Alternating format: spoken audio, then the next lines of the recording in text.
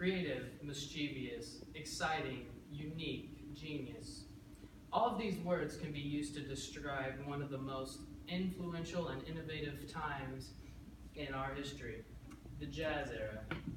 In this speech, I would like to talk to you about the history of jazz, describe the composition of jazz, and explain the effects of jazz on our American culture. So, to start off with, I would like to ask, what is jazz and where did it come from? Webster's dictionary says that jazz is an American form of music developed essentially of syncopated rhythms, ensemble playing, and improvisation. Now, where did jazz come from? These syncopated rhythms and improvisation? Well, jazz originated in the South in the early 20th century.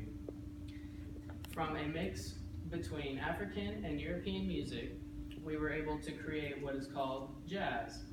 The African rhythm and feel gives us the actual feel of jazz. It gives us our swing and our early blues, along with instrumental emotion, which allows us to extend our voice not only in words, but in music. So when we're playing an instrument, we can explain how we feel.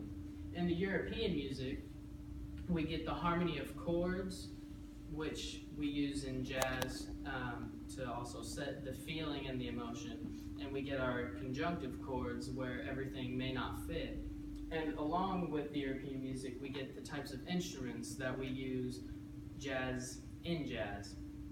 So we get our trumpets and our trombones and all of our typical instruments in jazz, which I will bring up later. So to be more specific, New Orleans is considered to be the birthplace of jazz. Because New Orleans is a port city, it always had a lively nightlife and brought in many tourists. So this constant flow of people allowed for the perfect environment for many musicians to use their talent in bringing in income to their families and whatnot. So with so many unique musicians in this one spot, it's no surprise that jazz was born there. With so many great minds being in one spot, it allowed for many new types of music to be created and elaborated upon. Later during the Great Migration, many places began to see jazz, such as New York City, Chicago, and also Cincinnati. This helped us move from ragtime to big-time jazz. So, as jazz was moving on, it also played a big time in the Harlem Renaissance, which supported the African Americans and their movement for civil rights.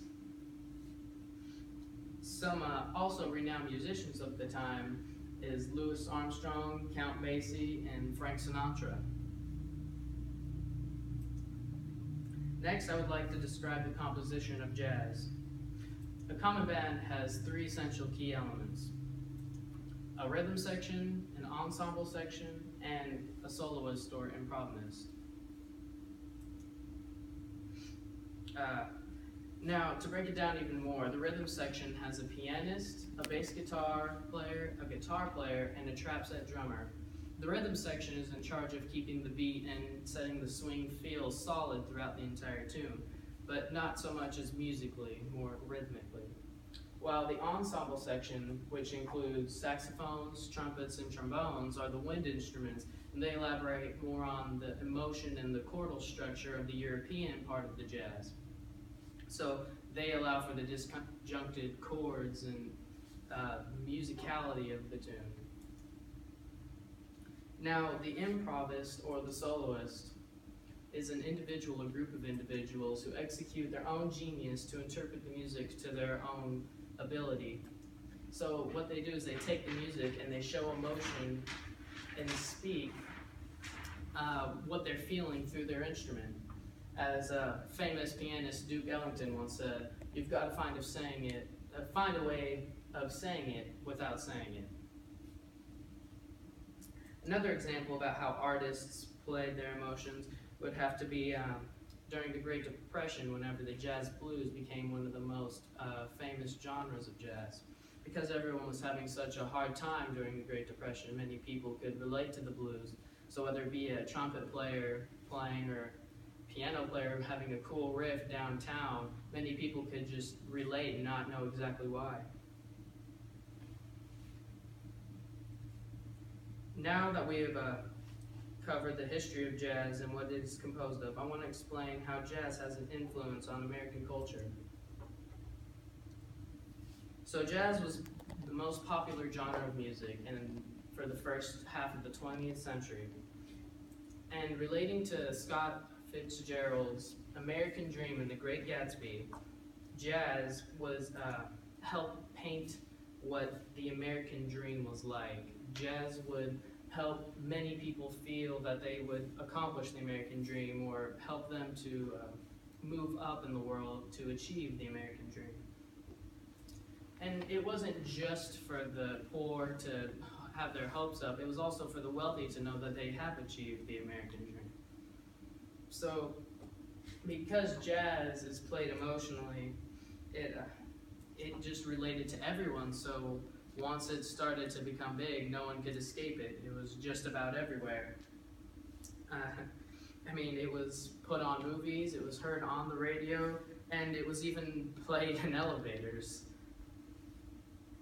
So, another example of how jazz,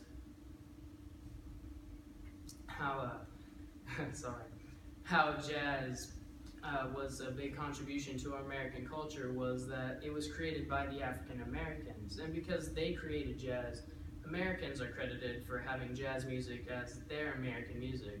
So not just nationally, but internationally, everyone hears jazz and says, yeah, that's the American music that they play. So we kind of hold it as our national treasure of jazz, that we keep it dear and sentimental to ourselves. So in conclusion, I talked about the history of jazz, described the composition of jazz, and explained how jazz had an effect on our American culture.